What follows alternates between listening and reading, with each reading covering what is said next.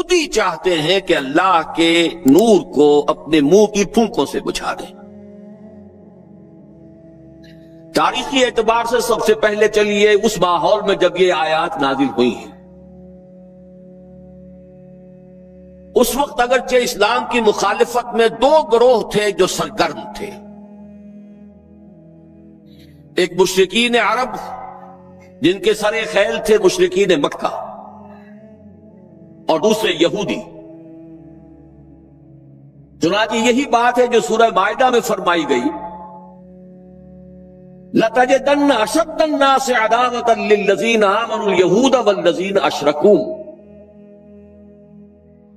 تم پاؤ گے کہ اہل ایمان سے دشمنی میں شدید ترین تمام انسانوں میں یہودی ہیں اور مشرک ہیں۔ مکے کے مشرک یا جزیرہ نما عرب کے مشرک اس وقت جن کے سر خیل تھے، جن کے لیے قرآن مجید میں سورہ توبہ میں ائمہ کا لفظ آیا ہے، فَقَاتِلُوا أَئِمَّةَ الْكُفْرِ۔ ایک طرف وہ تھے جو شدید مخالف اور دوسری طرف یہودی، لیکن ان دونوں کی مخالفت کے انداز میں فرق تھا۔ یہ نوٹ کرنا چاہتا ہوں میں آج، اچھی طرح سمجھ لیجئے۔ پہلا فرق یہ تھا کہ مشرکین عرب سامنے سے وار کرتے تھے جمع مردی کے ساتھ، ان کے مقابلے میں ان کی مخالفت میں کمینگی نہیں تھی۔ وہ اپنے باطل معبودوں کے لیے بھی گردن کٹا رہے تھے۔ ابو جہل نے کہا تھا ذرا نیچے سے گردن کاٹنا تاکہ اونچی نظر آئے کہ سردار کی گردن ہے، جب تم کسی چیز پر اس کو اوپر لٹکاؤ گے۔ 70 جانیں انہوں نے پیش کی ہیں بدر میں اپنے دین باطل کے لیے اور اپنے معبودان باطل کے لیے۔ اس کے برعکس یہودیوں کی مخالفت تھی کمینگی والی مخالفت، ان میں مقابلے کی ہمت نہیں تھی، جرأت نہیں تھی۔ لا یقاتلونکم جمیعا، سورہ حشر میں فرمایا یہ یہودی کبھی تم سے مسلمانوں جمع ہو کر جمعیت کی شکل میں ڈٹ کر میدان میں آ کر مقابلہ نہیں کر سکیں گے، الا فی قری محصنۃ او من وراء جدر، بڑے مضبوط قلعہ بندیوں میں اپنے آپ کو محفوظ کر کے اور فصیلوں کے پیچھے سے، دیواروں کے پیچھے سے، عورتوں کی طریقے سے پتھراؤ کریں گے، اس کے سوا کچھ نہیں کر سکتے۔ تو پہلا فرق یہ تھا کہ مشرکین مکہ اور مشرکین عرب بالعموم مخالفت کر رہے تھے، لیکن ان کی مخالفت جمع مردوں والی مخالفت تھی، سامنے کے دشمن کی حیثیت سے کھلم کھلا علی الاعلان، جبکہ یہودیوں کی مخالفت میں کمینگی تھی، سازشی انداز تھا، خود لڑنے کی بجائے دوسروں کو ابھار ابھار کر لاتے تھے۔ اور دوسرا بڑا فرق کیا تھا؟ اس پہلے فرق کو تو نمایاں کیا اسی لفظ سے کہ گویا کہ اپنے منہ کی پھونکوں سے بجھانا چاہتے ہیں۔ ابو جہل بھی بجھانا چاہتا ہے اللہ کے نور کو، لیکن اپنے زور بازو کی بنیاد پر۔ اور یہ لوگ کردار کے اعتبار سے اتنے گر چکے ہیں کہ زور بازو کی بنیاد پر نہیں، منہ کی پھونکوں سے بجھانا چاہتے ہیں۔ بہترین تعبیر کی ہے اس کی مولانا ظفر علی خان نے کہ نور خدا ہے کفر کی حرکت پہ خندہ زن، پھونکوں سے یہ چراغ بجھایا نہ جائے گا۔ دوسرا فرق یہ تھا کہ اگرچہ مشرکین میں بھی ایسے لوگ تھے جو پہچان چکے تھے کہ محمد اللہ کے رسول ہیں، سچے ہیں، صادق ہیں، لیکن وہ استثنائی معاملات تھے، وہ غافل تھے۔ قرآن مجید میں بار بار ان کے کفر کے لیے توجیہ پیش کی گئی ہے کہ ان کے پاس کوئی رسول آیا ہی نہیں، ان کے لیے رسالت اور نبوت بڑی ایک عجیب سی شے تھی، وہ چیزیں ان کے ذہن سے بالکل خارج ہو چکی تھی۔ لیکن یہود کا معاملہ اس کے برعکس تھا، وہ 100% پہچانتے تھے محمد رسول اللہ کو صلی اللہ علیہ وسلم، بالخصوص ان کے علماء، یعرفونہ کما یعرفون ابناہم، پہچانتے ہیں اسے جیسے کہ اپنے بیٹوں کو پہچانتے ہیں۔ अला वजिल बसीरत, वो किसी मुगालते में नहीं थे, पूरी ढिठाई के साथ पहचानते हुए। आपको तो मालूम है कि हुजूर सल्लल्लाहु अलैहि वसल्लम की जो निशानियां हैं उनका तो मामला बहुत आगे की बात है। हुजूर के अदना रुफका का मामला क्या था कि हजरत उमर रज़ी अल्लाह तआला अन्हु के बारे में पूरी उनकी सिफात उनके यहां मौजूद थी, और ईसाई उलमा ने उनके साथ टैली करके ही हजरत उमर को सामने खड़े होकर देखकर और फिर जो है यरूशलेम का कब्जा लिया था कि हाँ ये वही दरवेश बादशाह है जिसका जिक्र मौजूद है हमारी किताबों में कि यरूशलेम उसके हाथों फतह होगा। तो ये दो फर्क ज़हन में रखिए, युरीदून लियुत्फिऊ नूरल्लाहि बिअफ़वाहिहिम वल्लाहु मुतिम्मु नूरिही। दूसरी बात जो सोचने की है इस आयत में कि नूर अल्लाह से मुराद क्या है? अल्लाह का नूर एक एतबार से ज़हन मुंतकिल होता है कुरान हकीम की तरफ। नूर असल में कुरान मजीद में हिदायत के लिए भी आता है, तौरात के लिए आया फीहा हुदम व नूर, इंजील के लिए आया फीहे हुदम व नूर, रोशनी ही से इंसान रास्ता देख सकता है। अल हुदा कुरान हकीम, हिदायत कामिला, इसके लिए खास तौर पर लफ्ज आया है। सूरह तगाबुन में फरमाया फ़आमिनू बिल्लाहि व रसूलिही वन नूरिल्लज़ी अंज़लना वल्लाहु बिमा तअमलून खबीर। एक मफ़हूम तो यह मुमकिन है कुरान मजीद के उस उसूल के तहत कि अल कुरान युफ़स्सिरु बअज़ुहु बअज़ा, वैसे यह कि इसका आम मफ़हूम इस्लाम, हिदायत, जिस मानी में चाहे ले ले, लेकिन मेरा ज़हन ज्यादा जिस चीज को कबूल कर रहा है वो एक ऐसे शख्स की ताबीर है जो अगरचे कोई मारूफ आलिम दीन नहीं था। मैं ना आरिफ, न मुजद्दिद, न मुहद्दिस, न फकीह। इकबाल अपने बारे में साफ कह रहा है, मैं ना आरिफ, न मुजद्दिद, न मुहद्दिस, न फकीह। लेकिन वाकया यह है, और आपके इल्म में होगा, मेरा मौक़िफ़ यह है, इस दौर में कुरान मजीद का नूर बसीरत अल्लाह ताला ने बड़े वाफर पैमाने पर उन्हें अता किया था। उन्होंने ताबीर किया है इस नूर को नूर तौहीद से।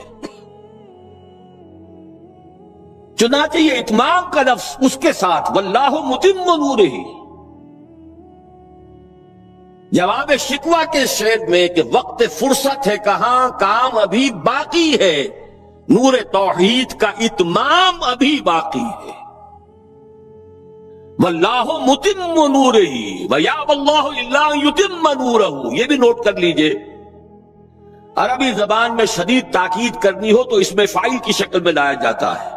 वल्लाहु युतिम्मु नूरहू भी हो सकता था, नहीं, वल्लाहु मुतिम्मु नूरिही करके रहेगा।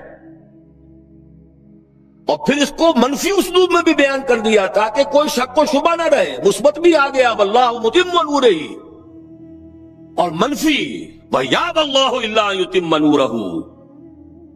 अल्लाह को हरगिज मंजूर नहीं है मगर यह कि वो अपने नूर का इत्माम फरमाए। वक्त फुर्सत है कहां, काम अभी बाकी है, नूर तौहीद का इत्माम अभी बाकी है। मैं चूंकि यहां इसी ताबीर को इख्तियार कर रहा हूं, इसके एतबार से एक सवाल पैदा होता है, क्या नूर तौहीद किसी भी एतबार से नामुकम्मल था, नाकिस था, जिसके इत्माम और तकमील की जरूरत थी?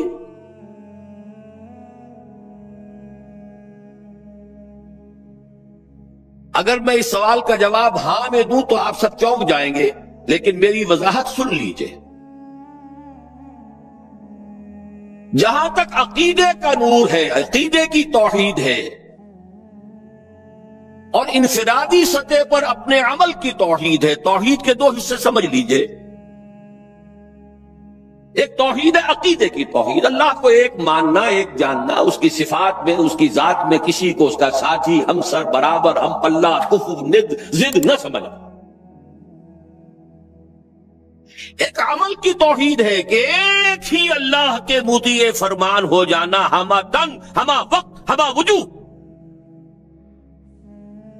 مخلصین لہ الدین، یہ عملی توحید ہے۔ تو عقیدے کی توحید اور انفرادی سطح پر عمل کی توحید ہر دور میں مکمل رہی۔ حضرت آدم کی بھی مکمل تھی، حضرت نوح کی بھی مکمل تھی، تمام انبیاء کرام کی مکمل تھی، نہ ان کی عقیدے کی توحید میں کوئی کسر ہو سکتی تھی، نہ انفرادی سطح پر عمل کی توحید۔ لیکن ایک توحید ہے اجتماعی سطح پر عمل کی توحید، پورے نظام زندگی کا اللہ کے حکم کے تابع ہو جانا، یہ ابھی مکمل ہونا تھا، اس کی تکمیل ہونی تھی۔ افراد موحد تھے اپنی زندگیوں میں بھی، اپنے عقیدے میں بھی۔ نظام جیسا آج آپ غور کیجئے، بڑے بڑے فنے خواہ موحد موجود ہیں ہمارے ہاں، فنے خواہ سمجھتے ہیں اپنے آپ کو کہ معلوم ہوتا ہے شرک ہمارے قریب بھی نہیں آ سکتا۔ اجتماعی سطح پر ہم سب مشرک ہیں، پوری قوم مشرک ہے، مشرکانہ نظام ہے۔ جب تک وَيَكُونَ الدِّينُ كُلُّهُ لِلَّهِ نہیں ہوتا، یہ نظام مشرکانہ ہے، قانون اللہ کا نہیں ہے۔ آپ کی عدالتوں میں اللہ کے حکم کی کوئی حیثیت نہیں ہے، آپ کی منڈیوں میں اور بازاروں میں اللہ کا حکم نہیں چلتا ہے۔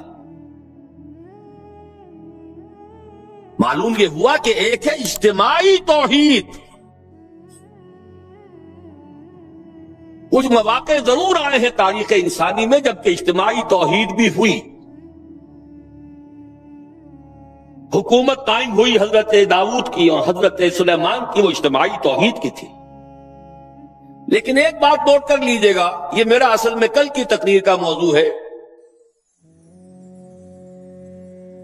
یہ کام تاریخ انسانی میں صرف ایک مرتبہ ہوا ہے کہ ایک فرد واحد اپنی دعوت کا آغاز کرے اور تمام مراحل سے گزار کر اپنی اس دعوت اور تحریک کو اور توحید کامل تک معاشرے کو پہنچا دے، یہ اس سے پہلے کبھی نہیں ہوا۔ حضرت داؤد کو تو راہ چلتے حکومت مل گئی تھی، جنگ تو ہو رہی تھی حضرت طالوت اور جالوت کی، وہ تو ایک گڈریا اپنا گوپیا لے کر آ گیا ہے وقت پر اتفاقاً، اور اس گوپیے کی جو پتھر تھا وہ جالوت کے آنکھوں کے اس کی زرہ میں جو سوراخ تھا اس میں سے ہو کر اس کے بھیجے میں گزر گیا، مارا گیا، حکومت مل گئی۔ کیا حضرت داؤد ایک داعی کی حیثیت سے سامنے آئے تھے؟ کیا انہوں نے اپنی کوئی جماعت بنائی تھی؟ کیا وہ مراحل سے گزرے تھے؟ قطعاً نہیں۔ صرف ایک مرتبہ ہوا ہے تاریخ انسانی میں، اور وہ محمد الرسول اللہ صلی اللہ علیہ وسلم، فرد واحد سے بات شروع کر کے یہ جو آتا ہے خطبات جمعہ میں آپ سنتے وحد اللہ، توحید باب تفصیل سے، اور اپنی توحید کو خالص کرو اور خالص کرو اور خالص کرو اور خالص کرو، شرک سے اسے ہر اعتبار سے پاک کر دو۔ یہ تو پوری زندگی کا لائف لانگ ایفرٹ ہے۔ آخری امتحان توحید کا جو لیا ہے ابراہیم کے رب نے، دیکھیں اس بوڑھے کے دل میں کہیں اپنے بیٹے کی، اکلوتے بیٹے کی محبت تو ہم سے زیادہ نہیں ہو گئی؟ کیسے کیسے امتحانات سے گزر چکا وہ بوڑھا، کیسے کیسے امتحانات، لیکن آخری امتحان دعائیں مانگ مانگ کر بیٹا لیا تھا۔ فلما بلغ معه السعی، اور جب اب ذرا ہاتھ بٹانے کے قابل ہوا، کہیں اس کی محبت ہماری محبت سے زائد تو نہیں ہو گئی؟ انی ارا فی المنام انی اذبحک فانظر ماذا تری، اسی لیے جو آتا ہے قرآن مجید میں بار بار حضرت ابراہیم کے لیے آخری سند کے الفاظ آتے ہیں وما کان من المشرکین، شرک کے ہر شائبے سے پاک۔ تو یہ توحید عملی اجتماعی سطح پر ہونی باقی تھی. اس کا تعلق ہے اگلی آیت سے. یہ کب ہوگی؟ هو الذی ارسل رسولہ بالہدی ودین الحق لیظہرہ علی الدین کلہ ولو کرہ المشرکون. اللہ نے اپنے ان آخری رسول کو محمد صلی اللہ علیہ وسلم کو تو بھیجا ہی ہے الہدا، وہ دین حق اور الہدا اور دین حق دے کر تاکہ غالب کریں. جب تک دین غالب نہیں توحید ناقص ہے. عقیدے کی توحید ہو سکتا ہے کہ ہو، انفرادی سطح پر بھی ہو سکتا ہے. ایک آدمی جہاں جہاں بھی اللہ کا حکم مان سکتا ہو مان رہا ہو، لیکن آخر وہ کسی قوم کا فرد ہے، کسی ریاست کا شہری ہے، کسی خاندان کا فرد ہے، چہار طرف سے جکڑا ہوا ہے رشتوں میں اور تعلقات میں. اس کی زندگی کے کتنے گوشے ہیں کہ جن کو ابھی وہ مشرکانہ نظام اپنی گرفت میں لیے ہوئے. یہ در حقیقت اسی وقت ہوگا جبکہ اللہ کا دین غالب ہو جائے. هو الذی ارسل رسولہ بالہدی ودین الحق لیظہرہ علی الدین کلہ ولو کرہ المشرکون. مشرک تو کبھی پسند نہیں کریں گے. یہاں ذرا شرک کو سمجھ لیجئے. یہ شرک صرف عقیدے کا نہیں. آج کا سب سے بڑا شرک کیا ہے؟ اللہ کا اللہ کو دو، ریاست کا ریاست کو دو. یہ سیکولر نظام ہے، یہاں پر جو ہے حاکمیت عوام چلے گی. جاؤ مسجدوں میں اللہ کا حکم نافذ کر لو.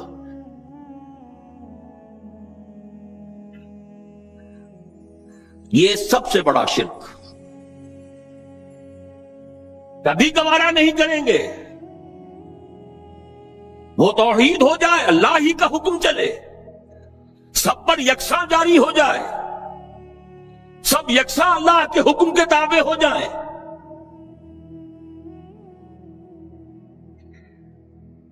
وَلَوْ كَرِهَ الْمُشْرِكُونَ. مشرک کبھی نہیں چاہیں گے، لیکن ان کی مخالفت کے علی الرغم، ان کی ساری ریشہ دوانیوں کے باوجود،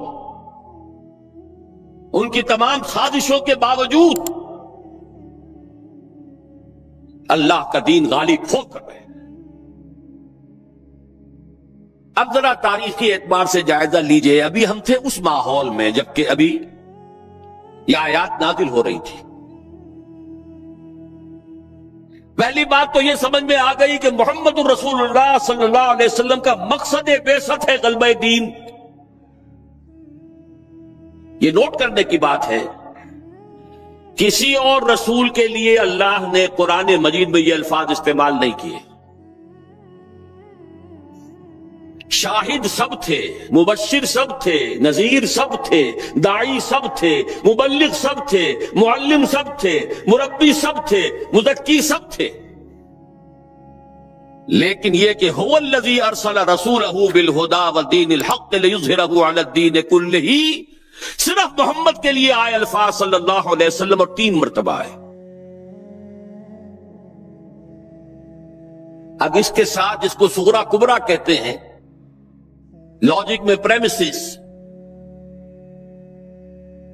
اس کے ساتھ جوڑیے دوسری بات جو قرآن میں 5 مرتبہ آئی ہے،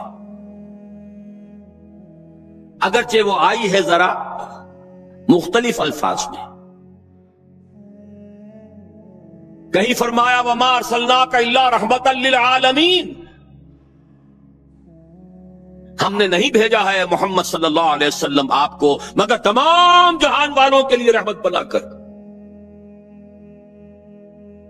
آپ کی بعثت جغرافیائی، نسلی، قومی، علاقائی حدود سے ماورا، بالا تر. قرآن میں بقیہ سارے رسولوں کی بات آتی ہے تو کہتے ہیں یا قوم یا قوم یا قوم. نوح نے کہا یا قوم اعبدوا اللہ، ہود نے کہا یا قوم اعبدوا اللہ، صالح نے کہا یا قوم اعبدوا اللہ ما لکم من الہ غیرہ. اور قرآن کہتا ہے یا ایھا الناس، یا ایھا الناس اعبدوا ربکم الذی خلقکم والذین من قبلکم لعلکم تتقون. لیکن صریح ترین جو لفظ آیا ہے وَمَا أَرْسَلْنَاكَ إِلَّا كَافَّةً لِلنَّاسِ بَشِيرًا وَنَذِيرًا، ہم نے نہیں بھیجا ہے محمد صلی اللہ علیہ وسلم آپ کو مگر پوری نوع انسانی کے لیے بشیر اور نذیر بنا کر۔ اب ذرا اس کو جوڑیے، محمد کو بھیجا کاہے کے لیے؟ غلبہ دین کے لیے صلی اللہ علیہ وسلم، اور بھیجا کن کے لیے؟ تمام انسانوں کے لیے۔ کیا نتیجہ نکلتا ہے منطق سے؟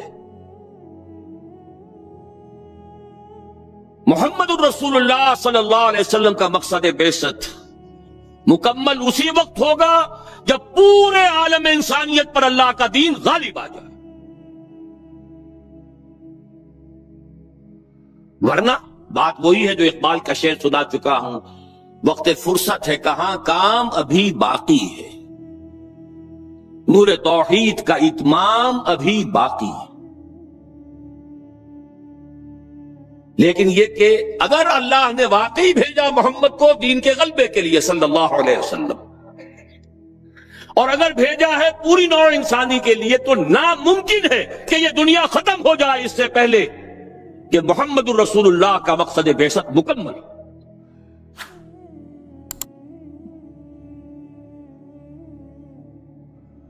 یہی بات ہے کہ جس کی خبر پیشن گوئی کے طور پر قرآن میں تو نصوص ہے، لیکن ان سے نتیجہ نکالنا پڑے گا۔ منطق، حضور کو بھیجا پوری نوع انسانی کے لیے اور بھیجا غلبہ دین کے لیے، تو مقصد بعثت کی تکمیل اسی وقت ہوگی جبکہ کل عالم انسانی پر اللہ کا دین غالب آ جائے۔ اسی کے ساتھ اب ذرا یاد کیجئے سورہ نور کی آیت، جس کو اللہ کے فضل و کرم سے ہم نے کافی عام کیا ہے۔ ایک ہی بات ہے لیکن ذرا مختلف اسلوب میں آ رہی ہے۔ وعد اللہ الذین آمنوا منکم وعملوا الصالحات لیستخلفنہم فی الارض۔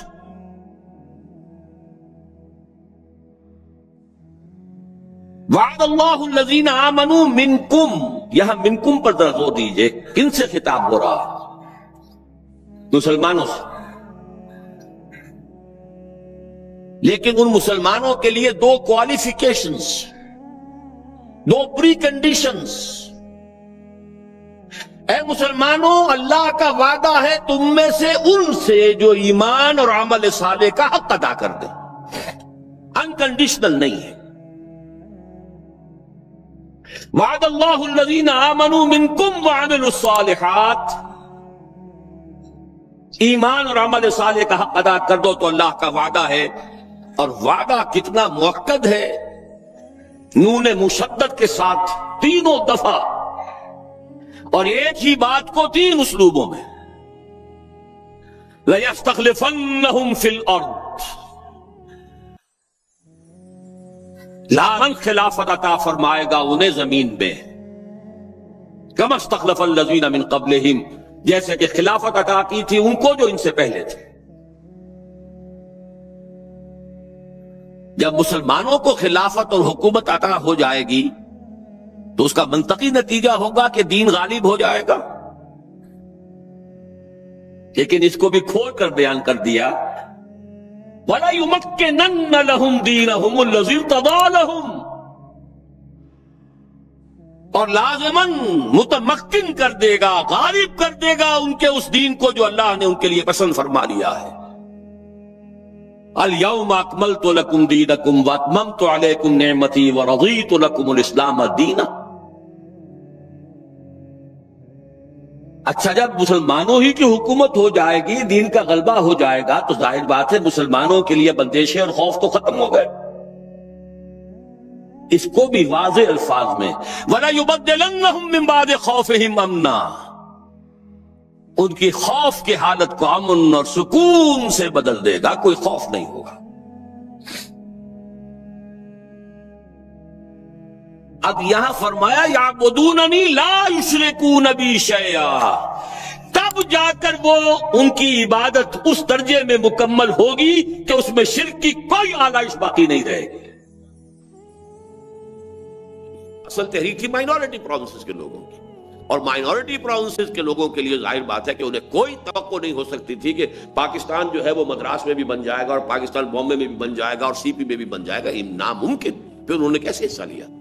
اگر صرف سیاسی معاملہ ہوتا، اگر صرف معاشی معاملہ ہوتا، تو اگر آپ اس کو کہیں گے صرف سیاسی صرف معاشی تو وہ صحیح نہیں ہے، اگر کہیں صرف لسانی مسئلہ تھا وہ بھی صحیح نہیں ہے، تو پھر کیا تھا؟ اس کے لیے لفظ ہے قومی، یہ ایک قومی مسئلہ تھا۔ اور ذرا کھل کر اب بات میں کر رہا ہوں، ایک چھوٹی قوم کو بڑی قوم سے یہ اندیشہ لاحق ہو گیا تھا کہ وہ اس کے ساتھ انصاف نہیں کرے گی۔ اس کے بہت سے اسباب ہیں، گہرے اسباب ہیں، کیونکہ اس چھوٹی قوم نے یہاں 1000 برس تک حکومت کی تھی، یا کہیں 800 برس تک حکومت کی تھی، کہیں 600 برس تک حکومت کی تھی۔ اب ظاہر بات ہے کہ رد عمل ہوتا ہے، جب وہ بڑی قوم جو تھی عددی اعتبار سے جب وہ آزاد ہوئی تو اب اندیشہ تھا کہ یہ پچھلا حساب جو ہے اب چکائیں گے، ہم سے اپنا انتقام لیں گے، جو کچھ ہم غلطیاں کرتے رہے اب اس کا حساب کتاب دینا پڑے گا، ایک فطری بات۔ دوسرے یہ کہ اس کا آگے آ جائے گا معاملہ تفصیل سے، کہ ایک خاص سبب سے جو جس کو بیلنس آف پاور کہتے ہیں وہ بالکل بدل کر رہ گیا تھا، وہ میں بعد میں ڈسکس کروں گا، اس وقت نہیں اس میں لگانا چاہتا۔ تو ایک فیئر کمپلیکس تھا یہ کہ ایک چھوٹی قوم کو بڑی قوم سے اندیشہ تھا کہ وہ اس کے ساتھ انصاف نہیں کرے گی، معاشی طور پر بھی ایکسپلائٹ کرے گی، سماجی طور پر بھی انہیں نیچے درجے کا رکھے گی، ان کے قومی تشخص کو ختم کر دے گی، ان کی قومی زبان کو ختم کر دے گی، یہاں تک کہ مذہب کو بھی بدل دے گی، بدلنے کی کوشش کرے گی۔ اور اس کے لیے آثار شروع ہو چکے تھے کہ وہ شدھی کی تحریک شروع ہوئی، سنگٹن کی تحریک شروع ہوئی، جس سے کہ اندیشہ جو ہے روز بروز بڑھتا چلا گیا کہ اگر ہندوستان ایک ملک کی حیثیت سے آزاد ہوا تو ہندو میجورٹی جو ہے وہ اسلام کو اور مسلمانوں کو اس کے ساتھ کسی فیئر پلے کا جو ہے کوئی توقع نہیں کی جا سکتی، کوئی فیئر ڈیلنگ کی توقع وہ نہیں کر سکتی مائنورٹی، مسلم مائنورٹی، بلکہ اندیشے تھے۔ لہذا یہ اصل قومی مسئلہ تھا۔ اب اس کے بعد میں یہ کہا کرتا ہوں کہ اب تیسرے لیول پر آئیے، وہ 600 فٹ نیچے جا کر پانی جو لینا ہے سب سے صاف، کہ جس قوم کو یہ اندیشہ لاحق ہوا تھا اس قوم کی قومیت کی بنیاد کیا تھی؟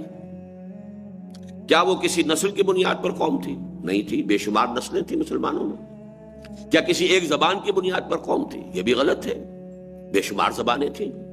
یوں سمجھیے کہ ایک ذریعہ جو ہے ایک وقت میں ہندو کی مخالفت میں اردو جو ہے اس کو ہم نے اڈاپٹ کر لیا تھا، لیکن بنگلہ دیش کی اپنی زبان تھی، سندھ کی اپنی زبان تھی، پٹھانوں کی اپنی زبان تھی، بلوچیوں کی اپنی زبان تھی، مدراس والے مسلمانوں کی اپنی زبان تھی، بے شمار زبانیں، کیرلا کی اپنی زبان تھی، ملیالم زبان ہے اور تامل زبان ہے، بے شمار زبان۔ اسی طریقے سے لباس ایک نہیں تھا، وضاقتہ ایک نہیں تھی، خاص طور پر عورتوں کا لباس، بلوچی مسلمان عورت، پٹھان مسلمان عورت، اس کے لباس کا تصور کیجئے، اور بنگالی مسلمان عورت کے لباس کا تصور کیجئے، یہ سمجھیں گے کہ یہ ننگی ہے اس نے لباس پہنا ہوا ہی نہیں ہے۔ اسی طرح کھانے پینے کی ہیبٹس ایک نہیں تھی، ہم اگر اناج کھانے والے ہیں، وہ چاول کھانے والے دوسرا وہ انداز میں، اور پھر یہ کہ وہ ماچھ بھات جو تھا ان کا، چاہے کتنی بدبو آ رہی ہو لیکن وہ ماچھ بھات جو ہے ان کے لیے انتہائی لذیذ شے، بہت مرغوب شے، اور ہم شاید ان کے قریب بیٹھ نہ سکے جبکہ وہ ماچھ بھات کھا رہے ہوتے تھے۔ تو اس اعتبار سے بڑا فرق ہے، سوائے ایک مذہب کے کوئی قدر مشترک نہیں۔ لہذا فائنل انالیسس میں پھر وہی آ جاتے ہیں کہ پاکستان کی بنیاد سوائے مذہب کے اور کوئی نہیں ہے۔ لیکن اس وقت ہم تجزیہ کر رہے ہیں پاکستانی تحریک پاکستان کا جو جینیسس ہوا ہے، اس وقت سے جو ہم جائزہ لینا شروع کریں گے کہ کیا کیا مختلف مکاتب فکر پیدا ہوئے اور کیا اختلافات ہوئے، تو وہ ایک علیحدہ پروسیس ہے۔ لیکن اگر آپ اس کو ایک کل کی حیثیت سے لیں گے تو تھرڈ لیول پر پہنچ کر بھی بات وہیں پہنچ جائے گی کہ جہاں پہلے لیول پر تھی، رائٹنگ آن دی وال، کہ پاکستان کی بنیاد اسلام کے سوا کوئی نہیں۔ چلیے، اللہ تعالیٰ حکیم اور علیم ہے اور اپنی حکمتوں کو وہی بہتر جانتا ہے، تاہم بظاہر جو کچھ نظر آتا ہے وہ یہ ہے کہ یہ بر صغیر کے مسلمانوں کی بھی بدقسمتی تھی اور شاید خود اسلام کی بھی، کہ ہندوستان میں مسلمانوں کی قومی تحریک کو ابتدا ہی سے کچھ ایسے حادثوں سے دوچار ہونا پڑا جن کے نتیجے میں یہ روز بروز مذہب سے دور ہوتی چلی گئی۔ جو اپنی کتاب بنا چکے ہوں، اسے خریدنے کا فیصلہ کر چکے ہیں، وہ اس کو ذرا انڈر لائن کر لیں اس جملے کو۔ قومی تحریک کا فاصلہ مذہب سے بڑھتا چلا گیا۔ کیوں؟ بعض ایسے حوادث ہوئے کہ حالانکہ قوم تھی صرف مذہب کی بنیاد پر، اور کوئی قدر مشترک نہیں تھی، اسے قوم بنانے والی شے، کمیونٹی فیلنگ پیدا کرنے والی شے سوائے مذہب کی اور کوئی شے ہی نہیں تھی، لیکن جب قومی تحریک چلی ہے تو پے بپے ایسے حوادث سے دوچار ہوئی کہ مذہب سے اس کا رشتہ کمزور ہوتا چلا گیا. یہ ہے وہ اہم پوائنٹ کہ جس کو میں اب ثابت کروں گا دلائل کے ذریعے سے. سب سے پہلا چیپٹر کیا ہے؟ واضح رہے کہ بر صغیر میں، اور اب میں نے ایک ترمیم کی ہے کہ میں اب ہندوستان کے لیے بر صغیر کا لفظ استعمال نہیں کرتا، بر عظیم کا کرتا ہوں، لیکن یہ سن 67 کی تحریر ہے. بر عظیم پاک و ہند میں تحریک استخلاص وطن کے اولین داعی مسلمان تھے. استخلاص سمجھ گئے؟ کون سا باب ہے یہ؟ استفعال مادہ کیا ہے؟ خالان صاد، خالص کر لینا. استخلاص یعنی انگریزوں سے نجات دلا دینا، غیر جو حکمران آ گئے تھے غیر ملکی، ان سے چھٹکارا پانا. استخلاص وطن. واضح رہے کہ بر صغیر میں تحریک استخلاص وطن کے اولین داعی مسلمان تھے. تحریک شہیدین جہاں احیاء اسلام کی ایک ہماگیر تحریک اور منظم کوشش تھی، وہاں آزادی وطن کو بھی اس کے مقاصد میں ایک اہم حیثیت حاصل تھی. گویا اس میں دین اور سیاست کا وہ حسین امتزاج موجود تھا جو ہماری تاریخ کے قرن اول کا طرۂ امتیاز ہے. سید احمد شہید بریلوی رحمۃ اللہ علیہ نے جو جہاد شروع کیا، جس میں کہ ان کے سب سے بڑے نائب جو ہے شاہ ولی اللہ دہلوی رحمۃ اللہ علیہ کے پوتے شاہ اسماعیل شہید، ویسے تو شہید اس میں ہوئے ہیں سینکڑوں ہزاروں، لیکن یہ دو کے نام سے شہیدین کہلاتی ہے تحریک. شہید سب سے بڑے جو امیر تھے جن کے ہاتھ پر سب نے بیعت کی ہے وہ سید احمد بریلوی، اور چونکہ شاہ ولی اللہ کے پوتے ہونے کے ناطے اور بہت بڑی علمی شخصیت شاہ اسماعیل شہید کی، تو ان دونوں کے نام سے اس کو موسوم کیا جاتا ہے تحریک شہیدین. اب اس کا مزاج خالص دینی. پہلے انہوں نے بیعت توبہ، جس کو کہ ہم کہتے ہیں عام طور پر تصوف کی بیعت جو ہے، تزکیہ نفس کے لیے بیعت، وہ بیعت لی. اس کے بعد پھر بیعت جہاد لی، اور انہوں نے منظم کیا لوگوں کو، اور پھر ان کی تربیت کی، ان کا تزکیہ کیا، ان کے اخلاق کو بنایا. واقعتاً صحابہ کرام رضوان اللہ تعالی علیہ مجمعین کے کردار اور اخلاق کا، ان کی شخصیتوں کا عکس کامل دور صحابہ کے بعد اگر کہیں نظر آ سکتا ہے تو اس طرح دور یہ شہیدین کی تحریک ہے. واقعتاً نہایت خالص دینی تحریک. اور جن حضرات کو بھی اس سے دلچسپی ہو، وہ مولانا ابو الحسن علی ندوی کی کتاب بھی اس کی موضوع پر موجود ہے. مولانا غلام رسول مہر کی 3 والیومز ان کی تحریک پر موجود ہیں، اور یہ صرف پچھلی صدی کی تحریک ہے. 1831 میں شہادت بالا کوٹ کا واقعہ پیش آیا ہے، لیکن یہ کہ اکثر و بیشتر لوگ جو ہیں ہم میں سے وہ اس تحریک سے بالکل ناواقف ہیں، لیکن اسے اپنے مطالعے کے جو بھی پروگرام ہوتا ہے، ایجنڈا ہوتا ہے، اس میں اس کو شامل کیجئے کہ اس تحریک کا مطالعہ کیا جائے. حادثہ بالا کوٹ 1831 کے بعد بھی تقریباً ربع صدی تک آزادی وطن کی کوششوں میں اسی تحریک شہیدین کے باقیات الصالحات کی جلوہ آرائی نظر آتی ہے. یعنی 1831 6 مئی 1831 کو یہ جو حادثہ فاجعہ پیش آیا ہے شہادت بالا کوٹ کا، جس میں دونوں یہ عظیم شخصیتیں بھی شہید ہوئی اور سینکڑوں جو ہیں مجاہدین شہید ہوئے، اس کے بعد بھی تقریباً 25 برس تک استخلاص وطن یا آزادی ہند کی تحریک میں صرف مسلمانوں نے کام کیا، انہی کے باقیات الصالحات. اس لیے کہ سید صاحب کے پیش نظر بھی یہ تھا کہ پہلے سرحد سے انہوں نے جہاد شروع کیا کہ پنجاب کو سکھوں کے تسلط سے نجات دلائی جائے. سکھوں سے جہاد شروع کیا، یہاں سے پھر آگے بڑھ کر اس معاملے کو پھر انگریزوں کے ساتھ جو مقابلہ کر کے انگریزوں کو نکالا جائے. وہ تو یہ کہ پہلے ہی قدم پر اور اپنوں کی سازش اور اپنوں کی غداری اس میں سب سے زیادہ فیصلہ کن بات بنی کہ وہ معاملہ ختم ہو گیا. لیکن یہ کہ بہرحال پیش نظر ان کے تھا انگریزوں سے پنجہ آزمائی کرنے کا، اور اس کے لیے پیر پگاڑا جو ہے ہمارے یہاں، ان کے جو 5ویں پشت میں تھے جو پیر، ان کے ساتھ ان کا معاملہ طے ہو گیا تھا. یہ بات بھی میں آپ کو بتا دوں کہ اگرچہ ہمارے نوجوان جو ہیں وہ ماؤ زیدونگ کا لانگ مارچ جو ہے وہ زیادہ تعداد آپ کو مل جائے گی لوگوں کی جو واقف ہیں، اور یہ ان کے لانگ مارچ سے لوگ واقف نہیں ہیں. یو پی کے تقریباً یوں سمجھئے کہ مشرقی حصے سے رائے بریلی سے انہوں نے ہجرت کا سفر شروع کیا ہے. اب یو پی سے ہو کر بڑا سیدھا راستہ سرحد کا کیا تھا، یو پی سے پنجاب ہوتے ہوئے بڑا کھلے میدان پڑے ہوئے سیدھا راستہ ہے آدمی سے، لیکن درمیان میں سکھ ہیں، سکھوں کی حکومت ہے، لہذا یو پی سے سی پی میں داخل ہوئے. سی پی سے پورا راجپوتانے کا ڈیزرٹ کراس کیا ہے، پھر سندھ کے ریگزار میں داخل ہوئے ہیں، حیدرآباد کے پاس سے ہو کر، اور پھر یہ گئے ہیں پورا درہ بولان انہوں نے کراس کیا ہے، افغانستان پہنچے ہیں، افغانستان کے پھر وہ شمالی علاقے سے ہو کر، اور یہ جو دیر کا علاقہ ہے، باجوڑ کا علاقہ ہے، اس کی طرف سے ہو کر اور سوات تک گئے۔ اتنا بڑا تاریخی مارچ ہے، اور یہ کون لوگ ہیں؟ بڑے یوں سمجھیے کہ نرم و نازک لوگ، یو پی کے لوگ، بہار کے لوگ، بنگال کے لوگ، زیادہ تر یہ لوگ تھے کہ جو ان مجاہدین کے لشکر کے اندر موجود تھے۔ یعنی یہ کہ میدانی علاقے کے لوگ جو بڑی آسائشوں کے عادی ہو جاتے ہیں، پہاڑی علاقے کے لوگ تو ہوتے ہیں جفاکش ہوتے ہیں، انہیں محنت کرنی پڑتی ہے، لیکن اور صحرا کے لوگ بھی ایسے ہی ہوتے ہیں جفاکش۔ اسی لیے اقبال نے کہا ہے کہ فطرت کے مقاصد کی کرتا ہے نگہبانی، یا بندہ صحرائی یا مرد کوہستانی۔ لیکن یہ تو میدان کے علاقوں کے لوگ تھے، انہوں نے یہ کچھ کیا، اتنی محنت کی ہے۔ تو جب سندھ سے یہ گزر رہے تھے تو ان پیر پگاڑوں صاحب کے جد امجد جو ہے ان سے معاملہ طے ہو گیا تھا، انہوں نے مہمان نوازی بھی کی تھی ان کی، اور پھر طے ہو گیا تھا کہ یہ جب سکھوں کو شکست دیتے ہوئے پنجاب کی طرف آئیں گے، ہارٹ آف پنجاب میں، تو یہ ادھر سے سکھر، آپ کو معلوم ہے کہ قریب آس پاس جو ہے یہ ان کا اصل مرکز ہے، پیر جو گوٹ، یہاں سے یہ بڑھیں گے دریائے سندھ کے مغرب کے ساتھ ساتھ ہوتے ہوئے اور ڈیرہ غازی خان کے علاقے سے ہوتے ہوئے پنجاب میں پہنچیں گے، اور دونوں کی فورسز مل جائیں گی، اور پھر دونوں مل کر جہاد کریں گے انگریزوں کے خلاف۔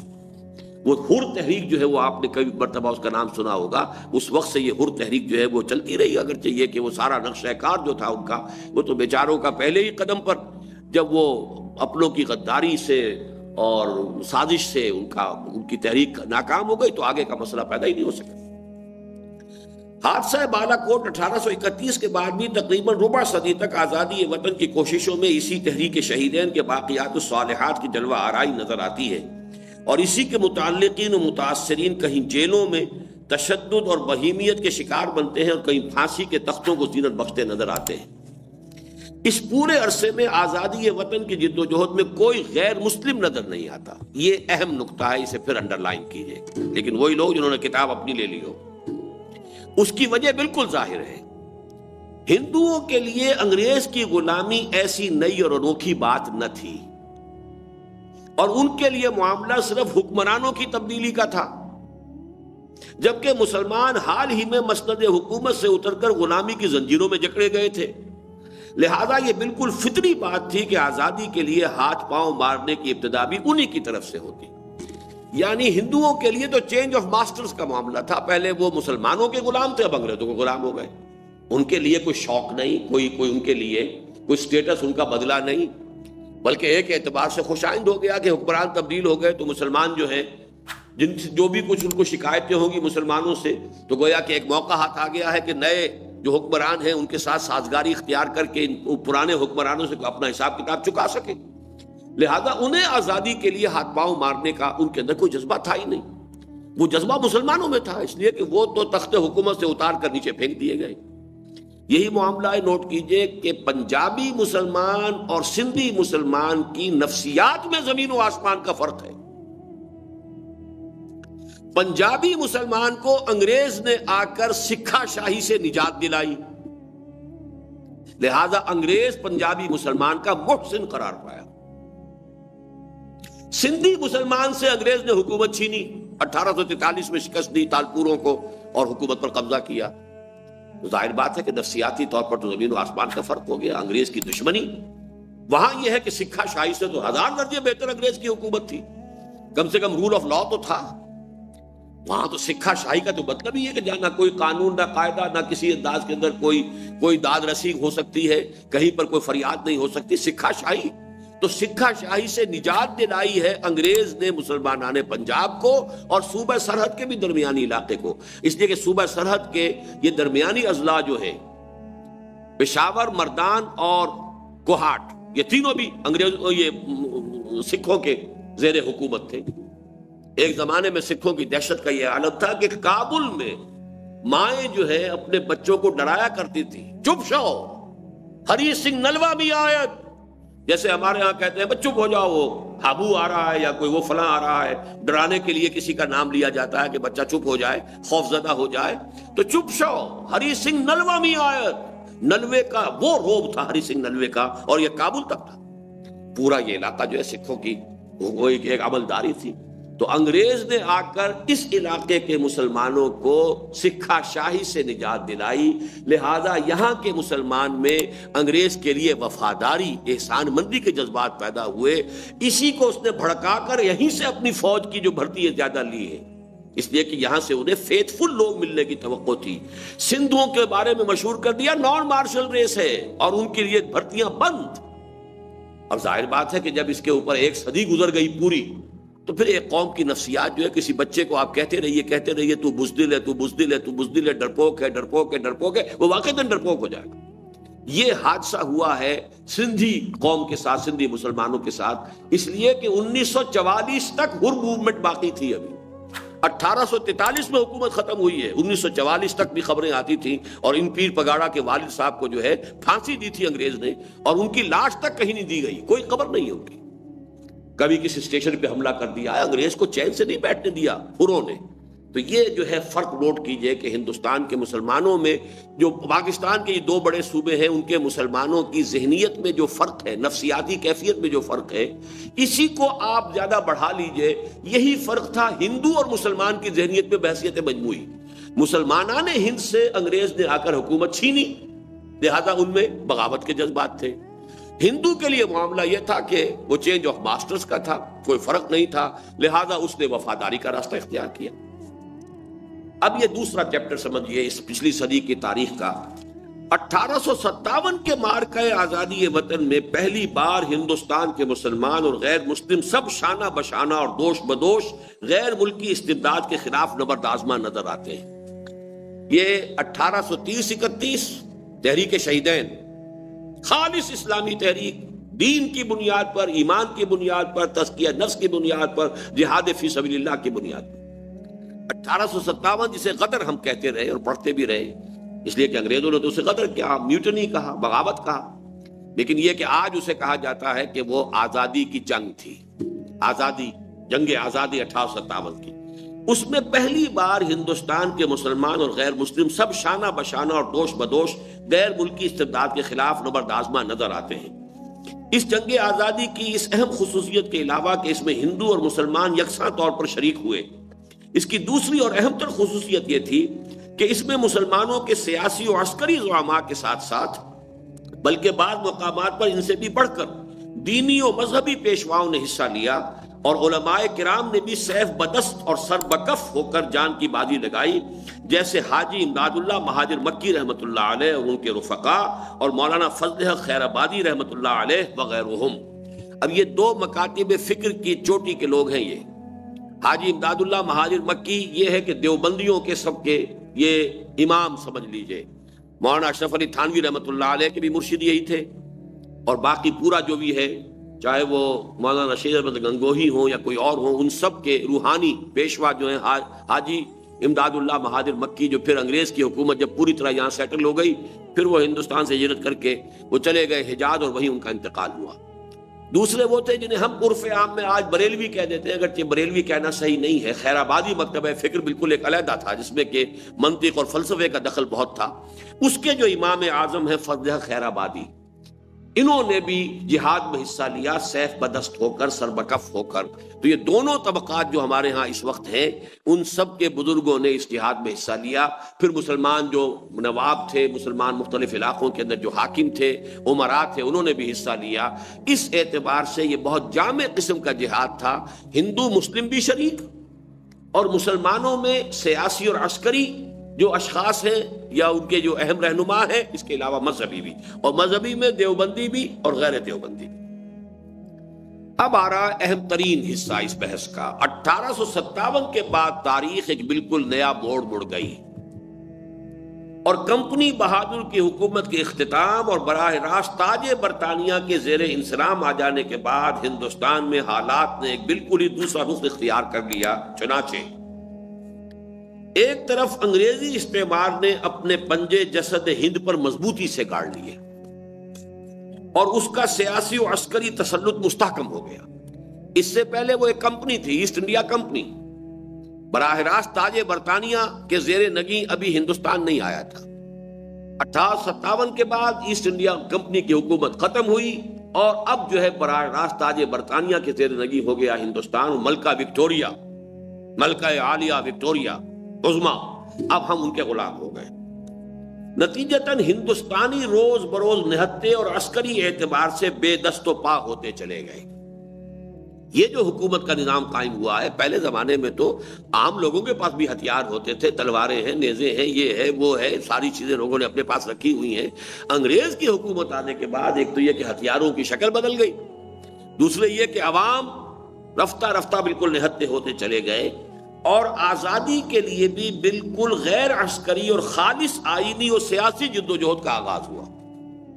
اب وہ عسکری آزادی، جنگ کر کے، جہاد کر کے، کوشش کر کے، انگریزوں کو مار کر، یہ دور اب ختم ہوا۔ اب ظاہر بات ہے کہ آئینی اور دستوری کوئی جدوجہد ہو سکتی ہے انگریز سے نجات پانے کی، جس کے لیے پہلے انڈین نیشنل کانگریس قائم ہوئی، اور اس کے بعد پھر جو ہے آل انڈیا مسلم لیگ قائم ہوئی 1906 میں۔ غالباً نیشنل کانگریس 1885 میں قائم ہو گئی تھی۔ تو یہ اب کیوں اس لیے قائم ہوئی ہے کہ اب وہ دور گیا، اب تیر و تفنگ سے تو کام نہیں چلے گا، برطانیہ کو یہاں سے نہیں نکالا جا سکتا، ایک بہت بڑی طاقت ہے، اس کی عسکری قوت ہے، اور جبکہ عام یہاں کے لوگ جو ہے چاہے ہندو ہوں چاہے مسلمان ہوں غیر مسلح ہو چکے ہیں، اب ان کی کوئی حیثیت ہی نہیں۔ لہذا اب تو وہ جو آپ کو کچھ دستوری حقوق دیتے چلے جائیں، کچھ تھوڑے تھوڑے سے آپ کو آزادیاں دیتے چلے جائیں، انہی سے جیسے جیسے بھی ممکن ہو کچھ ان کا استعمال کر کے جو ہے وہ اپنے لیے حقوق حاصل کیے جائیں، تو یہ پہلا نتیجہ یہ نکلا۔ نتیجتاً ہندوستانی روز بروز نہتے اور عسکری اعتبار سے بے دست و پا ہوتے چلے گئے، اور آزادی کے لیے بھی بالکل غیر عسکری اور خالص آئینی اور سیاسی جدوجہد کا آغاز ہوا۔ دس از ٹرننگ پوائنٹ۔ اس سے پہلے تلوار فیصلہ کن ہوتی تھی، اس سے پہلے مرہٹا پاور آئی تھی تو احمد شاہ ابدالی آیا اور تلوار کے زور سے مرہٹوں کو شکست دے کر پانی پت کی تیسری جنگ میں اور اس بڑھتے ہوئے طوفان کو ختم کر دیا۔ لیکن اب صورتحال جو ہے وہ بدل گئی، اور اس کا سب سے اہم نتیجہ یہ نکلا کہ ہندوستان کی غیر مسلم اقوام کی عددی فوقیت کے نتائج و عواقب کا ظہور شروع ہو گیا۔ اب جب غیر عسکری بات ہوگی اور سیاسی اور دستوری بات ہوگی تو اب تو تعداد کی بات ہے، آپ کے پاس کتنے ووٹ ہیں، آپ کے پاس کتنے ووٹ ہیں، اور یہ ووٹ ظاہر بات ہے کہ ہندو قوم کے زیادہ تھے۔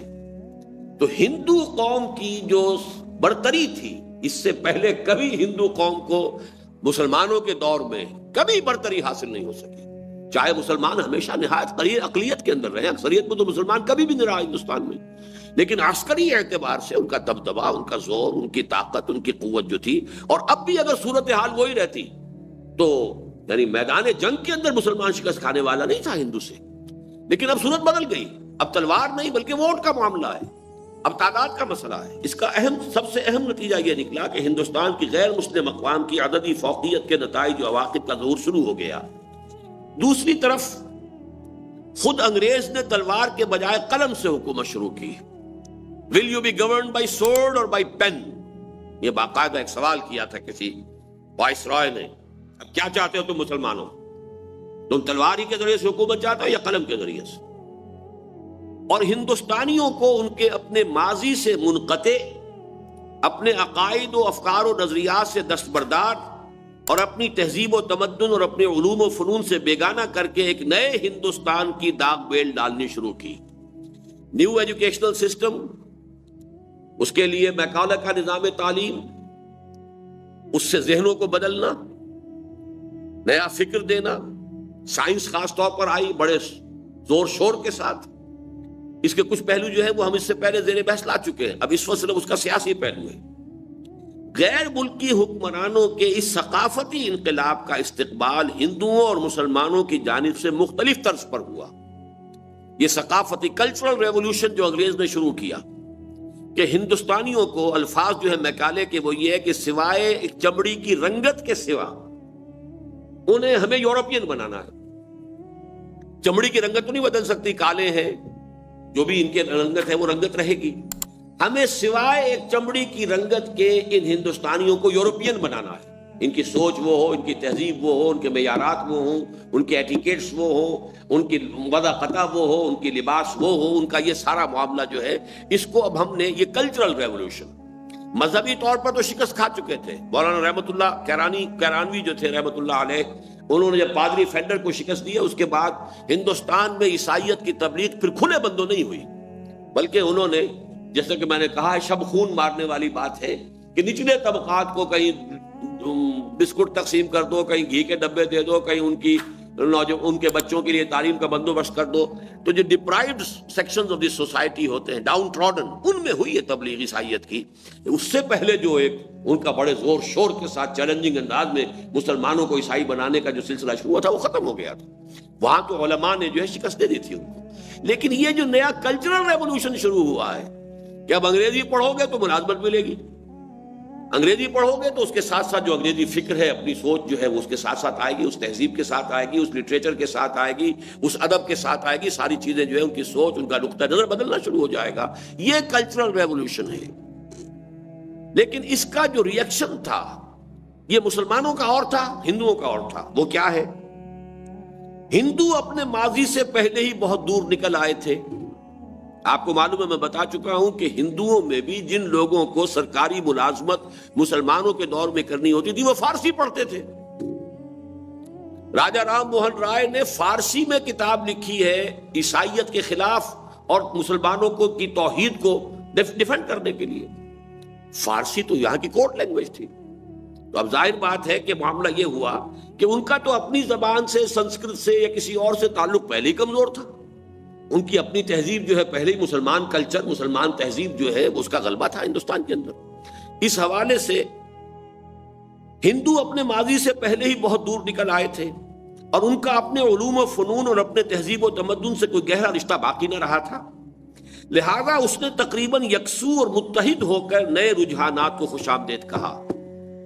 چنانچہ اب نوٹ کیجئے آپ کہ سب سے پہلے انگریز آیا بنگال میں، اور بنگالیوں نے انگریزی پڑھی، اور سارے ٹاپ موسٹ سائنٹسٹ ہندو پیدا ہوا ہے بنگال کے اندر، چیٹرجی اور بینرجی اور یہ اور بوس اور گھوش، ان کی کتابیں جو ہے وہ کیمسٹری کی ہو، فزکس کی ہو، فلاں کی ہو، انجینئرنگ کی ہو، میڈیسن کی ہو، یہ وہ لوگ تھے کہ جو انہوں نے پڑھا، پورا کھل کر انگریزی پڑھی، اور خیر وہ انگریزی کا تو لیول وہاں پر عام مسلمانوں کا بھی ہم لوگوں سے بہتر لیول رہا، اس لیے کہ سب سے پہلے انگریز آیا ہی وہاں ہے۔ لیکن یہ ہے کہ ہندوؤں نے جس طریقے سے ایمبریس کیا ہے آگے بڑھ کر اس نئے کلچر کو، نئی تہذیب کو، نئی زبان کو، نئے فکر کو، وہ در حقیقت ہے کہ جس کو نوٹ کرنے کی ضرورت ہے۔ لہذا انہوں نے تقریباً یکسو اور متحد ہو کر نئے رجحانات کو خوش آمدید کہا۔ اس کے برعکس مسلمانوں کو ابھی اپنا شاندار ماضی پوری تابناکی کے ساتھ نظر آ رہا تھا، اور ان کے عقائد اور علوم و فنون ابھی ان کے قلوب و اذہان میں گہری جڑیں رکھتے تھے، لہذا ان کے ہاں ایک انتشار پیدا ہو گیا۔ مسلمانان ہند کے ان طبقوں نے جو دین و مذہب سے زیادہ لگاؤ رکھتے تھے، بدلتی ہوئی ہوا کے ساتھ اپنا رخ تبدیل کرنے سے انکار کر دیا، اور وہ زندگی کی شاہراہ سے ہٹ کر گوشوں اور کونوں میں قال اللہ تعالی اور قال الرسول کے درس و تدریس میں منہمک ہو گئے۔ جبکہ ہندوستان کی مسلمان قوم کا سواد اعظم چلو تم ادھر کو ہوا ہو جدھر کی کے نظریے کو اپنا کر نئے حالات کے مطابق بدلتا چلا گیا، یعنی گریٹ میجورٹی اس نے انگریزی پڑھنا شروع کیا، انگریزی اسکولوں میں داخلہ لیا، میٹریکولیشن ہو رہا ہے، یہ ہو رہا ہے، اس کے بعد جو ہے امتحانات پاس کر کے ملازمت میں جانے کیا، اور اس کے سوا کیا کریں۔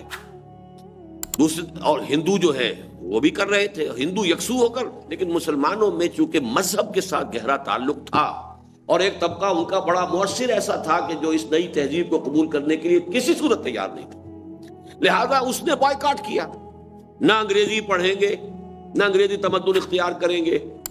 کسی نے اگر بیس کرسی پر بیٹھ کر کھانا کھا لیا تو یہ بھی گویا کہ کرسٹان ہو گیا، یہ تو گویا کہ اب مسلمان رہا ہی نہیں۔ کسی نے چمچ استعمال کر لیا تو کرسٹان ہو گیا۔ اس درجے جس کو سوشل بائیکاٹ کہا جاتا ہے کہ قطعاً ان کے انداز اختیار نہیں کرتے، ان کی وضع قطع اختیار نہیں کریں گے، ان کی زبان نہیں پڑھیں گے، ان کے علوم نہیں پڑھیں گے، ایک ٹوٹل بائیکاٹ۔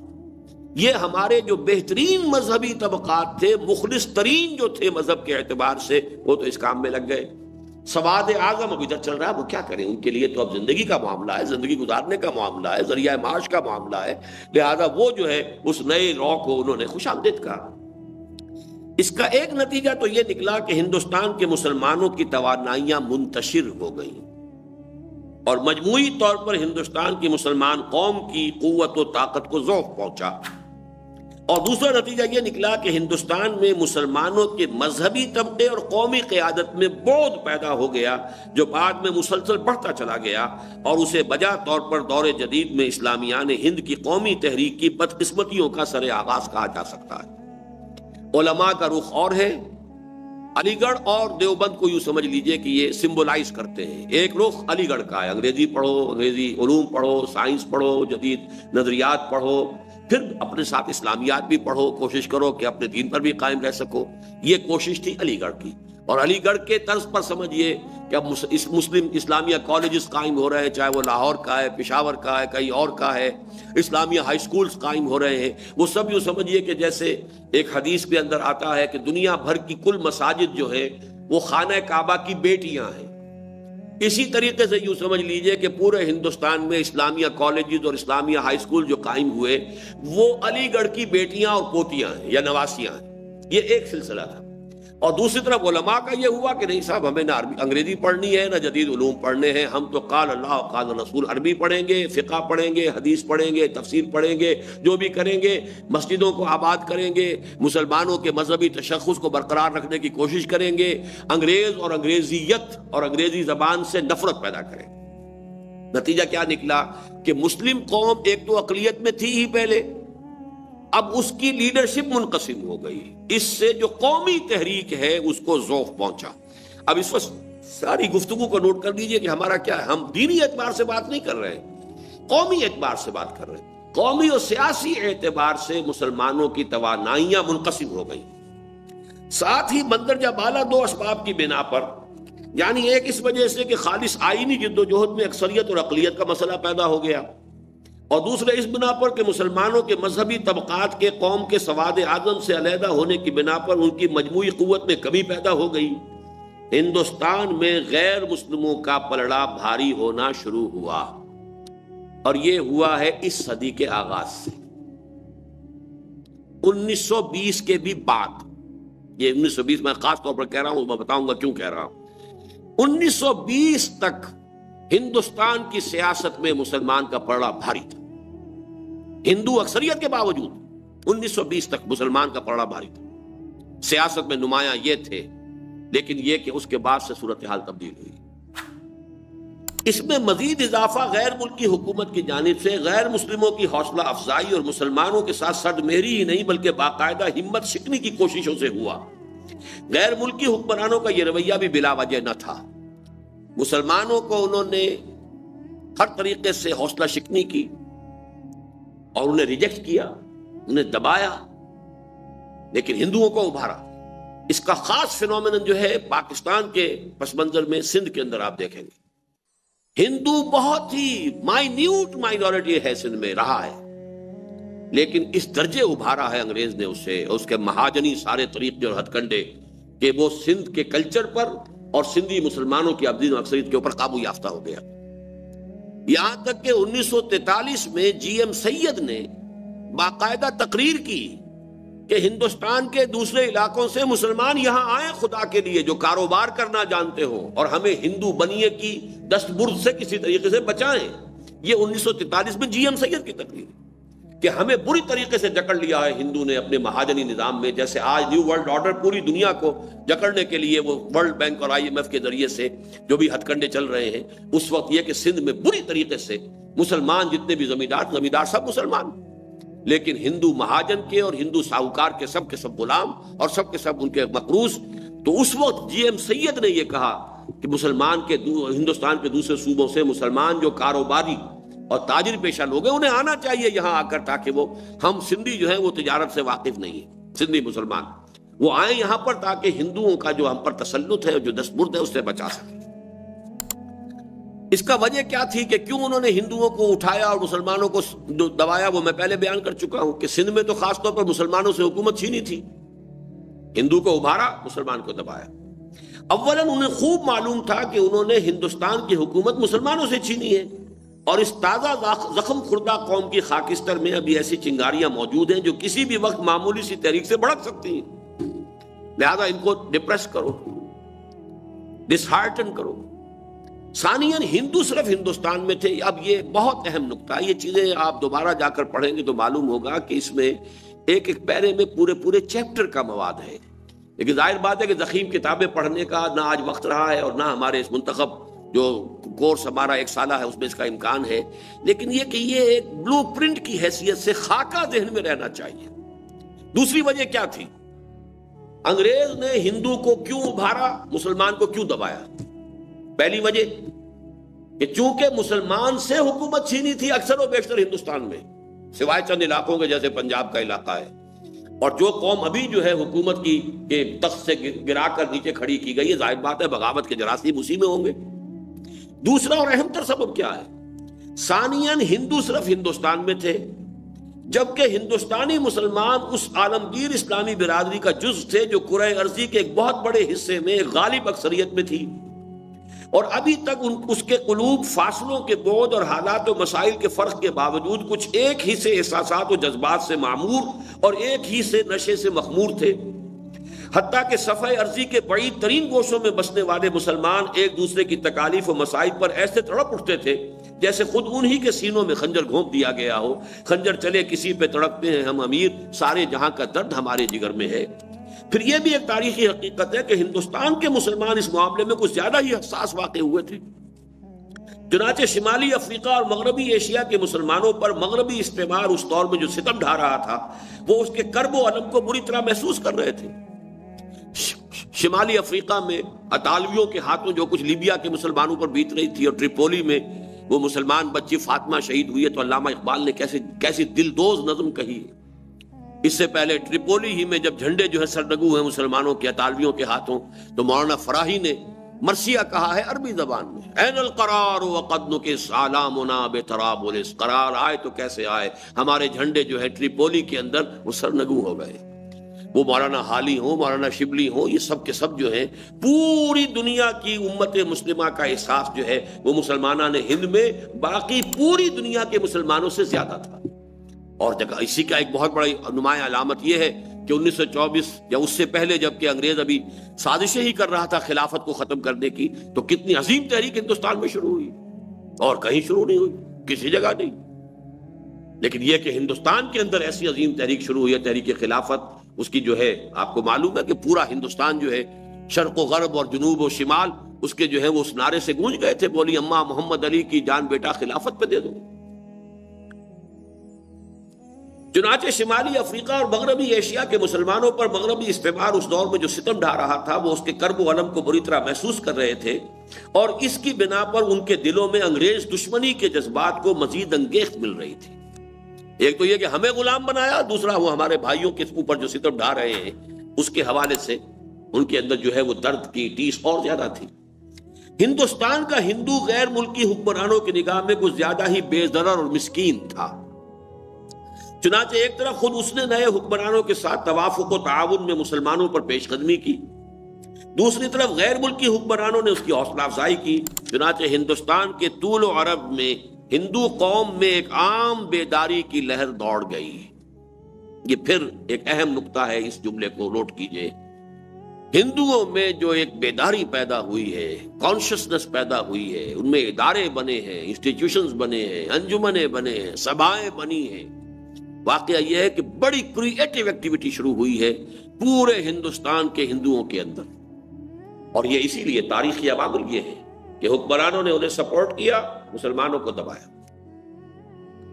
اور وہ من حیث القوم ایک نئے جذبے اور نئی امید کے ساتھ قومی تعمیر نو کے کام میں منہمک ہو گئی. ہندوؤں میں اس قومی بیداری کے ساتھ ساتھ مسلمان دشمنی کے پرانے لیکن دبے ہوئے جذبات بھی ایک دم جاگ اٹھے. اب ظاہر بات ہے سابق ہمارے جو آقا تھے ان کا معاملہ کیا تھا، انہوں نے ہمارے ساتھ کیا کیا تھا، کیا ہماری جو ہے کیفیت رہی ہے. جب ان میں بیداری پیدا ہوئی، جب سویا ہوتا ہے، خواب سے بیدار ہوتا ہے ذرا محکوم اگر، اب جب وہ بیدار ہو گئے تو وہ چیزیں اب یاد آ رہی ہیں، اور ہندوؤں کے اندر مسلمانوں کے ساتھ نفرت اور دشمنی کے جذبات بھی ایک دم بھڑک اٹھے. نتیجتاً یہ جملہ موٹا بھی لکھا گیا ہے، اہم بھی ہے، نتیجتاً انگریزی استعمار کے سائے میں ہندو امپیریلزم نے انگڑائیاں لینی شروع کی، اور اس طرح ہندوستان میں ہندو مسلم کشمکش کے دور جدید کا آغاز ہو گیا. یہ کشمکش جو شروع ہوئی ہے ہندو مسلم کانفلکٹ، پھر جو ہندو مسلم فسادات کی شکل اور انتہائی بڑے بڑے قتل عام ہوئے، پھر جو جس کے نتیجے میں بڑے عظیم جو ہے وہ تقسیم ہوا، یہ سب جو شروع کہاں سے ہوا ہے، اس کا پس منظر کیا ہے، کن فیکٹر سے اور کن عوامل سے اس کو تقویت حاصل ہوئی ہے، اس کا ایک جو بلو پرنٹ جس کو میں کہہ رہا ہوں وہ ذہن میں رکھیے۔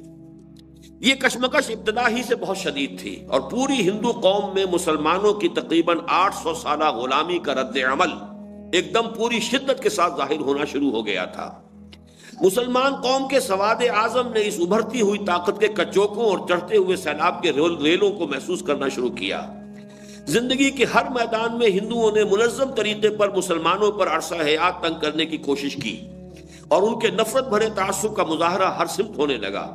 یہی نہیں بلکہ ہندو امپیریلزم کا یہ فریب کچھ ایسے انداز اور جوش و خروش سے اٹھا کہ خطرہ محسوس کیا جانے لگا کہ کہیں ایسا نہ ہو کہ وہ ہندوستان کی پوری مسلم قومیت کو نگل کر بالکل نیست و نابود کر دے۔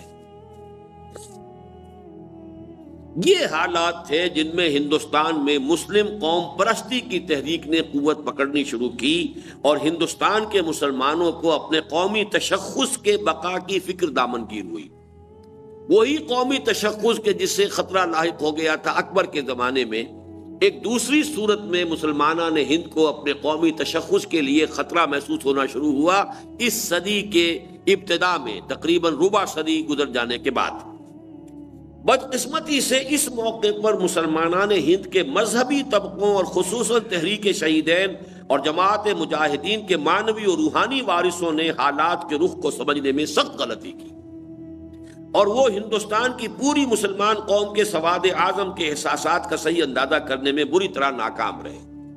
اب ان میں ذہن میں رکھیے، یہاں نام میں نے نہیں دیے، مولانا ابوالکلام آزاد، مولانا حسین احمد مدنی، اور یہ بہت بڑی جمعیت تھی، بہت بڑی جماعت تھی، جمعیت علماء ہند، بہت مؤثر، بڑی طاقت۔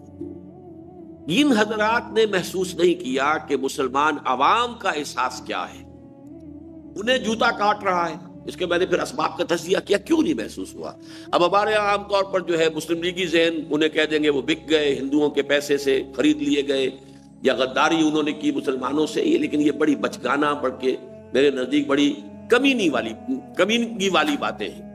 ان کا ایک خاص نقطہ نظر تھا، ان کی ایک سوچ تھی، اس کا صغرا کبرا تھا، پھر خاص اسباب تھے جس کی وجہ سے کہ وہ اس کیفیت کو محسوس نہیں کر پائے۔ وہ اسباب کیا ہیں ان کو ذرا میں نے یہاں پر نوٹ کیا ہے، سمجھنے کی کوشش کیجئے۔ لیکن یہ ہے کہ عام مسلمانوں کے احساسات اور تھے اور ان علماء کے احساسات اور تھے۔ وہ فرق کیوں ہے؟ اللہ تعالیٰ ہی بہتر جانتا ہے کہ اس کا اصل سبب کیا تھا۔ یہ بھی ہو سکتا ہے کہ اس کا اصل سبب وہ حد سے بڑھی ہوئی انگریز دشمنی ہو جو ان کے لائے ہوئے زندقہ و الحاد اور مشرق وسطیٰ کے مسلمانوں پر ان کے بے پناہ مظالم سے پیدا ہوئی تھی۔ جب ایک کسی قوم کی دشمنی انتہائی شدت اختیار کر جائے تو اس شدت کے اندر دوسرے بہت سے حقائق جو ہیں انسان کی نگاہ سے اوجھل ہو جاتے۔ اب یہ زمانہ وہ ہے جب کہ انگریزوں نے عربوں کو کھڑا کیا، بغاوت کروائی ترکوں کے خلاف، سلطنت عثمانیہ کو ختم کیا، یروشلم میں ایلن بھی داخل ہوا ہے اور پنجابی مسلمان کی مدد سے داخل ہوا ہے، اور اس نے داخل ہونے کے بعد کہا ہے دس از the end of the crusades. یہ الفاظ کیا ہے اس نے؟ یروشلم میں داخل ہو تو مغربی ایشیا کے مسلمانوں پر جو کچھ بیت رہی تھی، ترکی کو جیسے سلطنت عثمانیہ کو ٹکڑے کر دیے، بلقان کی ریاستوں میں جو کچھ ہو رہا تھا، اور پھر یہ کہ ترکی کو ختم کرنے کی جو سازشیں ہو رہی تھی، یہ ساری چیزیں تھیں کہ علماء جو تھے اور مذہبی طبقات جو تھے اس کی وجہ سے انگریز کی شدید دشمنی ان کے اندر پیدا ہو چکی تھی۔ اب دشمن کا دشمن دوست ہوتا ہے۔ انہوں نے کوشش یہ کی کہ اس انگریز کے مقابلے کے لیے، اس کو یہاں سے نکالنے کے لیے ہم ہندو اور مسلمان مل کر ایک جد و جہد کریں۔ مسلمان اکیلے تو اس حیثیت میں ہے نہیں کہ انگریز کو یہاں سے نکال سکیں۔ اب صورتحال وہ پیدا ہو چکی ہے، عسکری تحریکوں کا دور گزر گیا، تلوار کے استعمال کا کوئی موقع نہیں رہا، مسئلہ ہے صرف تعداد کا، اس کے حوالے سے ساری بات ہونی ہے۔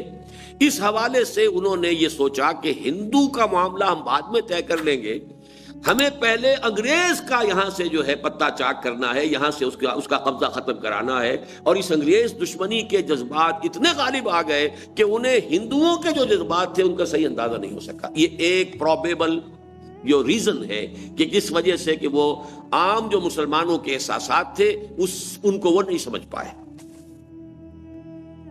اور یہ بھی ہو سکتا ہے کہ اس کا اصل سبب ان حضرات کی ضرورت سے زیادہ خود اعتمادی ہو، جس کی بنا پر وہ یہ سمجھتے تھے کہ انگریز سے نپٹ لینے کے بعد ابنائے وطن کے مقابلے میں اپنے دین اور اپنے تہذیب و تمدن اور فی الجملہ اپنے قومی تشخص کا تحفظ کچھ مشکل نہ ہوگا. یعنی اوور کانفیڈنس بھی ہو سکتا ہے، اور انگریز کی دشمنی کی شدت. یہ دو اسباب تو بڑے کلیئر ہیں کہ جو سامنے آتے ہیں. تیسرا وہ ہے جو میں نے نیچے لکھا ہے، اگرچہ یہ حاشیہ ہے لیکن یہ بہت اہم ہے. اس کا ایک ممکن سبب یہ بھی ہے کہ معاش کے معاملے میں علماء کرام کا غیر مسلموں سے کوئی تصادم نہیں تھا، اس لیے کہ ان کی معیشت کا پورا دار و مدار مسلمانوں کے چندوں اور ان کی خیرات و صدقات پر تھا. ابھی کسی مسجد میں کوئی عالم بیٹھا ہوا ہے، کام کر رہا ہے، تو ظاہر بات ہے ہندو سے تو اس کا کوئی مقابلہ نہیں نا. وہ تو مسلمان ہی اس کی خدمت کر رہے ہیں، کوئی اس کو دے رہے ہیں، کھانے کو دے رہے ہیں، یا جو بھی تنخواہ ہے جو بھی ہے مسلمانوں کے ذریعے سے. مدرسہ ہے، قائم ہو گیا ہے، مدرسے کے اندر علماء پڑھا رہے ہیں. اب ان کے معاملے میں کہیں ہندو کے ساتھ مسابقت نہیں ہے، جبکہ عام مسلمان ایک پنواڑی جو ہے کھوکھا لے کر اگر بیٹھا ہوا مسلمان تو وہ محسوس کر رہا ہے کہ میرے برابر میں جو دکان ہے ہندو بنیے کی، سیٹھ کی، جو 5 لاکھ کا مال دکان میں ڈال کے بیٹھا ہوا ہے، میں کھٹک رہا ہوں اس کی آنکھ میں، وہ نہیں چاہتا کہ میرا وجود یہاں پر ہو، میرا کھوکھا بھی اسے گوارا نہیں. ایک مسلمان چپڑاسی محسوس کرتا تھا محکموں کے اندر کہ ہندو میرے وجود کو گوارا کرنے کو تیار نہیں. جہاں کہیں ترقی کا معاملہ ہوتا تھا، کوئی نہ کوئی سازش کے ذریعے سے ادھر سے ادھر سے لیگ پولنگ کر کے کوئی کر کے ہندو کی ترقی، مسلمان پیچھے. ایک عجیب لطیفہ مجھے سنایا گیا ہے کہ ایک زمانے میں PWD کے محکمے میں ایک خاص جو ہے معاملہ ہوا تھا کہ کچھ مسلمانوں کو بھی لیا جائے، کہ وہ بہت یعنی کوشش کے بعد کہ ان کا بھی کچھ حقوق ہیں، ان کو بھی تعلیم جو ہے دلوائی جائے، جو اوورسیئرز ہیں ان کو جو انجینئرنگ کی تعلیم دلوائی جائے. تو مسلمانوں میں سے جو چونکہ طے ہو گیا تھا کچھ تعداد ان کی بھی ہوگی، نہایت بوڑھے جو بالکل طے ہو چکا تھا کہ اب 1-2 سال میں ریٹائر ہونے والے، ان کو نامزد کیا گیا، اور ہندوؤں میں سے نوجوانوں کو بھیجا گیا رڑکی، تاکہ ہندو آئے گا کوالیفائی کر کے تو وہ ظاہر بات ہے کہ پوری زندگی کا کیریئر اس کا جو ہے. اور یہ جو ہے یہ خوش ہو رہے تھے مسلمان کہ دیکھو ہمارے اوپر کتنا کرم کیا انہوں نے، کہ میں ریٹائرمنٹ کے قریب ہوں لیکن میری ترقی کے لیے انہوں نے بندوبست کیا ہے. لیکن ان کی سازش اتنی تھی کہ یہ آئے گا 2 سال کے بعد ریٹائر ہو جائے گا، لہذا یہ ہمارے لیے ایک مستقل درسر نہیں ہے. ہمیں جو اپنی تعداد ہے جو دینی ہے ہندوؤں کی، کہ وہ تعداد پوری ہو، وہ دینی ہے نوجوانوں کی. اس درجے ان کے ہاں جو ہے آرگنائزیشن تھی. اس حوالے سے چونکہ یہ معاش کا معاملہ تھا، اس لیے کہ ان کی معیشت کا پورا دار و مدار مسلمان کے چندوں اور ان کے خیرات و صدقات پر تھا، جبکہ مسلمان عوام کو ہر میدان میں، خواہ وہ سرکاری ملازمتوں اور مختلف پیشوں کا معاملہ ہو، خواہ تجارت اور کاروبار کا، ہندوؤں کی جانب سے مسلمانوں کا گلا گھونٹنے یعنی اکنامک اسٹرینگولیشن کی کوششوں کا بالفعل تجربہ ہو رہا تھا. جوتا جسے کاٹتا ہے اسی کو محسوس ہو سکتا ہے، ورنہ اوپر سے آپ دیکھیں گے جوتا تو بڑا اچھا ہے، بہت ہی عمدہ بنا ہوا ہے، لیکن جسے کاٹ رہا ہے وہ کیسے پہنے اس کو. لہذا مسلمان عام آدمی جو ہے وہ تو محسوس کر رہا تھا ہندو کے جذبات کیا ہیں، جبکہ علماء کو اس کا کوئی تجربہ ہو نہیں سکتا تھا.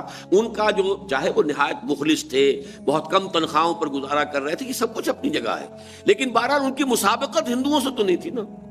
ہندو جب سامنے آتا تھا مہاراج کہہ کے جو ہے ہاتھ جوڑ دیتا تھا تو اس سے ان کو اور زیادہ تقویت حاصل ہوتی تھی کہ یہ تو ہماری بڑی عزت کرتا ہے، بڑا اہتمام کر رہا ہے، ہمارا اکرام کر رہا ہے. لہذا انہیں یہ خیال ہوتا تھا کہ بعد میں آج انگریز نکل جائے ذرا پھر ہم ان سے نپٹ لیں.